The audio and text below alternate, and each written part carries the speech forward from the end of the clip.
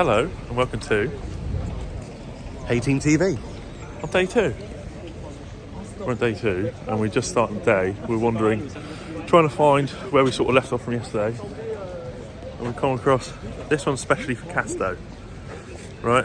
Adam just took a photo which you can send directly to Casto. But Casto, when you're watching, this is a Mercedes M-TRAC, which is basically the starting point of JTB Fast Track. And the Zetor, 2 classics out and about that we've seen first. A very angry bit of kit from the forestry industry. Ripping limbs off trees and cutting them down. So we've basically got Cooler behind us. We are in basically a whole heap of part sections from PO shafts, the axles, rams, I'm just walking past, hydraulic cylinders, so bearings, jacks, which is pretty interesting what is around. So other than those up in Ag that are shopping, there's also basically manufacturers that can come here and shop for all sorts as well, like axles back there, offset axles. It's pretty cool to look at. We've come across some sort of class concept, which we're not quite sure what it is. So, Garant SX systems, which were just around. The pink axles over here. It's not on the screen at the moment.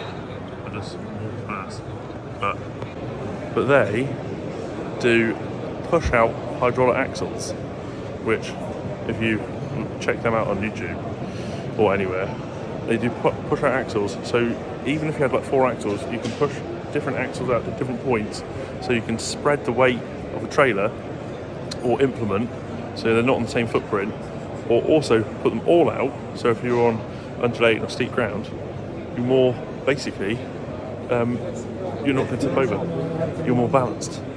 So that's something clever we just found in here. Completely solar powered little drill. We found A new baler that I've never even come across before. There's a diddy one, isn't it? Yeah, it's a very diddy one. But simple. Yeah, very simple to work on. Chain drives, big conrod, packer down there. Yeah. But it's like a 70 by 60 bale chamber. Brand. That's a brand. Never seen the brand before. Celikel. If anyone can see that at the back. Celikel is the brand. But it's quite a smart little baler if you're not looking for like a great big baler. Maize forager. But it's the one that you put on the front end of a tractor, and then that will blow it over the tractor into the trailer behind you. So you're not having to have self-propelled forager. Kumm monster slurry tankers. Absolutely monsters. There's a class Exion with a great big, huge umbilical or slurry pumping system on the back with coulters. So there's a monster dunk driller here, which we'll show you in a second. Hitch. You have a second hitching point, which works this mechanically, which then turns both the back wheels. How cool is that? But you need it when the dunk spreader is absolutely freaking enormous. There's a size difference, a few little people at the back there. Look, Tebbe, never come across them before. Just come back to this. Do you want to explain that? Basically, just looking, this is on like a potentiometer basically. It sends your voltage to your axle to turn your steering. So, Mr. Mechanical mind over there, that's it. Which is good, because I thought that's not going to be meaty enough for if you've got like a manual rod going all the way down. Yeah. I'm just looking here now. Potentiometer. Yeah, so that just goes down to your axles and turn it like that. But when there must be a way how it doesn't get out of sync further down the line. When it's all new, it's great, isn't it? Yeah. But you know, to stop it from crabbing and all that. That is probably about as big as we could handle. That isn't far off the size of what our budding probably is. And then there's a double wheel one. It's, horizontal beaters rather than vertical beaters. It's a different bed, more of a chopping thing, and then it hits the bottom beaters and gets a big spread. So if you've got thick stuff, compost or even chicken manure, that's probably better for it. Right, so this is really impressive. Agrometer. Now, there was, I think it was on Grassmen, they showed something a bit like this. I don't know where this company's from. There's another company that do something similar. So the pipe or the reel is constantly laying the umbilical and picking it up. So when you go down one side of the field and then come back up, it lays it on the way out, and then as you turn on your headland and come back up the field, it then also picks the pipe up again. So the pipe is always on that arm out here. So getting laid or picked up back to the reel. Then laid, picked up back to the reel. So they can do absolutely mental. Here's a sort of what I mean. So this is a self-propelled one. The arm is at the back, laying its pipe, and then when it goes back up the field, here, see the pipe is beside it. It starts picking its pipe back up again. So you're just constantly carrying. So when you finish it in the day, you don't have to do all that crap that we do over in the UK of watching all the umbilical boys picking their pipe back up because they're carrying it with them. But we're very wet. Whether that would work, because the sheer size of this kit, you might think. But it's still impressive. Oh, there's a slightly smaller one there behind me, but it's pretty impressive. And then you can attach your dribble bar or whatever to the back.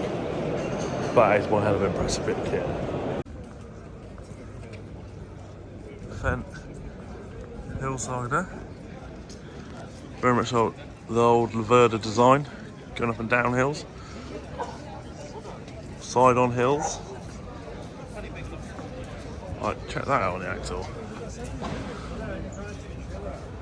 That is a serious slope you go across. And for once there's a combine that isn't absolutely enormous, it's just sensible size. Valtra.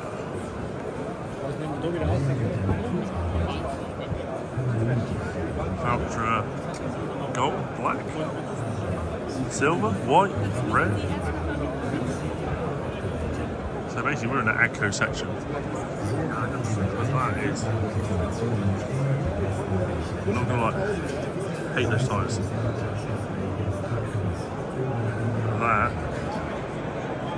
is a big boy. Like Valtra, always out. Tested them before. We were supposed to have a demo recently, but it didn't happen. Fortunately, it's a set of shoes on it as well. Width-wise, not brand-wise. From a Valtra a set of duals to a Fendt on a set of duals. There's the 1050 Vario, absolute monster. Absolute monster. To the Fendt TRAC 1167.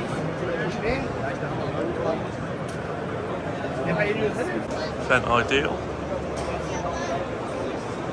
I've got to say, the Fendt area seems to be one of the busiest areas here. It is absolutely rammed. Yesterday we were supposed to sort of talk more and do more, but here it is just mental. The amount of people in Fendt, really busy. Again, a selection of cabs that you can sit in, see what creature comforts you require. Also, I'm actually looking for Massey. Being the Agritechnica building by the looks of things, pretty much everything that's in it. I want to see the new Massey 9F. The Massey 9F now the new leading largest Massey do. Even though there's a concept 4-track machine pivot steer that is possibly on the way. 8S225 with Massey mowers, which are basically feller mowers. I'm not a fan of feller mowers. I don't like the conditioning on them. Not that we use conditioners anyway. And I'm not a big fan of the feller front end. I just think it looks a bit light. It looks like there's plenty of room for movement now, but I'm just not sold on it. Just not sold on it.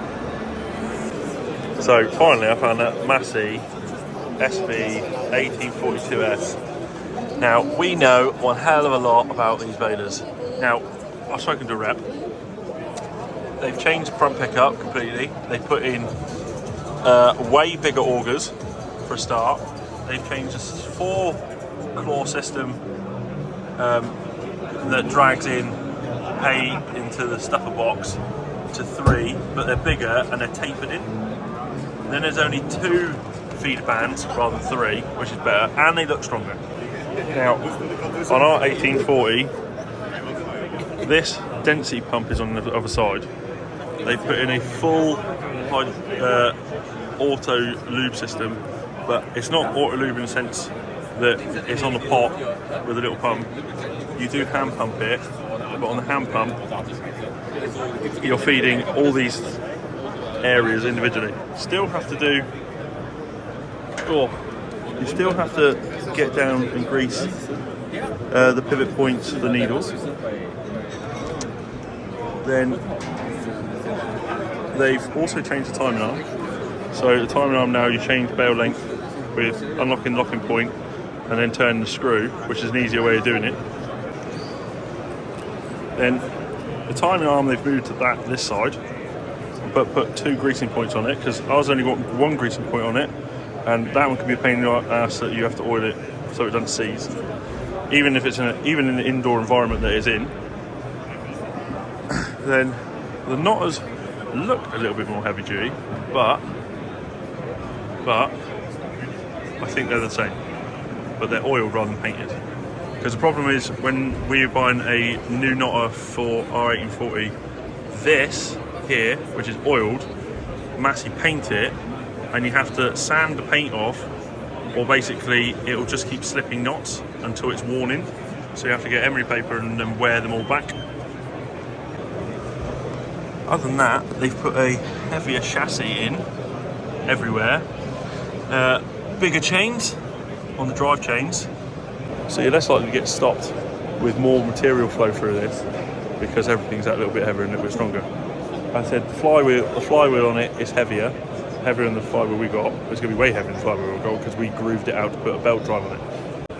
Here's the Massey telehandler. Now yesterday we missed Bobcat, but fortunately the Bobcat and Massey telehandler, they are the same. But keep that one down low. But they are. But we missed Bobcat, so you'll see it in red instead. Just back over to the baler a second, because we've just spotted this. Because they've offsetted the flywheel on this one for some drive reason, so there's another gearbox here where it takes a wide angle PTO to this point and then a direct PTO from that gearbox to where the flywheel is. Well, I think that's quite a lot in that video, so we'll see you in the next one. If you haven't yet done so, Please subscribe. he'll be in the next one more in a minute, because we actually lost each other. You wandered off. No. What? You wandered off. We were just looking at a tractor and you disappeared. Right, so we'll see you in the next one. Cheers.